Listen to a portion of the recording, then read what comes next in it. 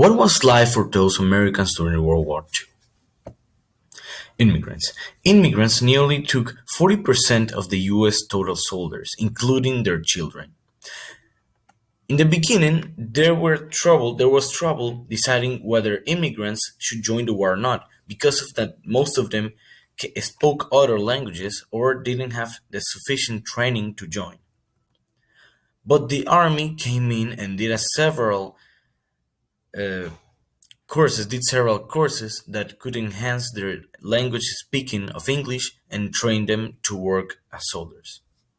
Now, African Americans. African Americans is a much different story. African Americans took part in the war for almost 350,000 of them. Their main problem was racism because it followed them into the war. It was not the same for the French. The French didn't segregate black people and took them as their own. That's why in the French, African Americans could get a much better performance because their morale was high.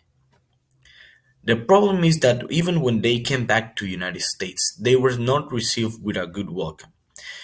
Even there was still a lot of racism that made them feel really comfortable. Even though they were World War veterans, they were still mistreated.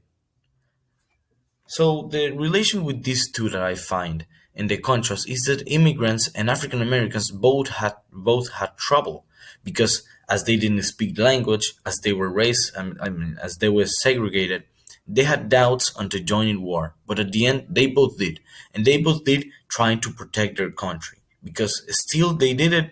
Sometimes it wasn't